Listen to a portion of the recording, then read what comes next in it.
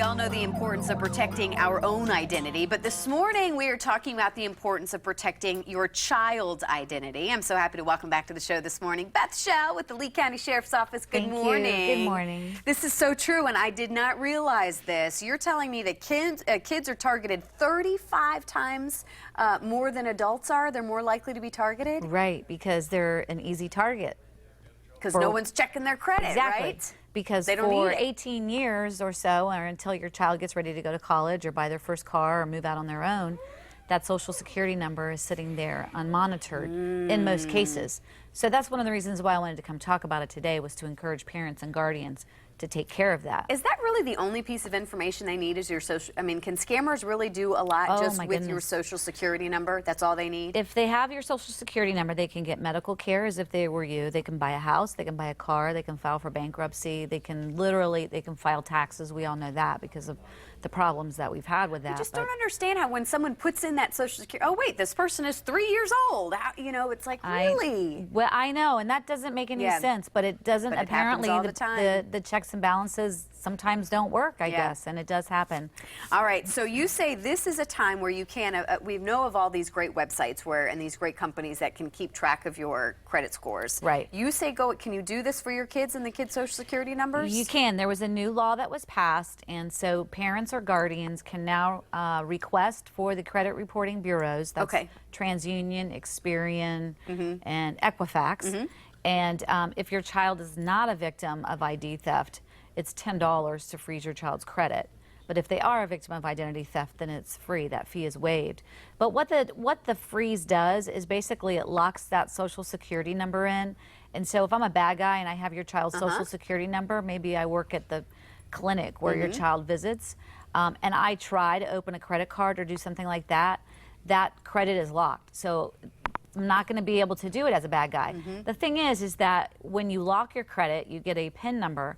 So you want to be very careful that you never lose that PIN number. Well, and that's your next, important reminder for, keep sensitive documents. And, something like that, certainly understand why you might need to write that PIN number down, but keep that in a safe place. Right, and don't carry your child's Social Security number or their birth certificate or things like that in your pocketbook.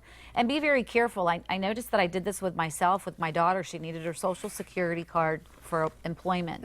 And she had one of those little change purses that has the see-through pocket. Oh, yeah. And she had put it in there for safekeeping. And I walked by, and in the cabinet, her Social Security card was there with her number and everything. And I'm like, you can't do that, because now you don't even have to have a pen handy. All you need is your camera.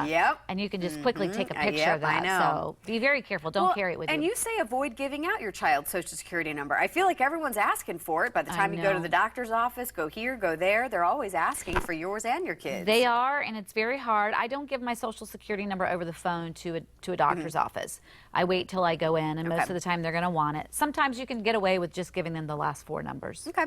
And then you say limit sharing information about your child on social media sites. Right. So we don't think about it. We want to, of course, we're parents, we're moms. We want to talk about our kids and brag about our kids, but be very careful what you put out there, what information you're sharing, that kind of stuff, because believe it or not, and I know most everyone knows that there are trolls who go through that every day looking for personal information so they can, take your child's identity. And last but not least, but very important, this is a good rule of thumb for everybody, shred all documents. Shred all documents. If you have old explanation of benefits from your child's, you're working on your taxes and things like that, whatever has the name and address of you and your child and any family member, just shred it, but particularly if it's got Social Security number or other kind of important information. All right. Well, again, very, very important reminders to keep in mind. Parents, $10, that's nothing. I mean, it could really be priceless for the hassle that you could have to I was going to say, because it's such work to fix your identity. Somebody's stolen it. Thank you. Well, thank you so much. We love having you here. Unfortunately, we hate when we have to talk about sometimes, but hopefully we save some people some hassle and money. So thank you, Beth. All right, for more info, you can head to our website as well,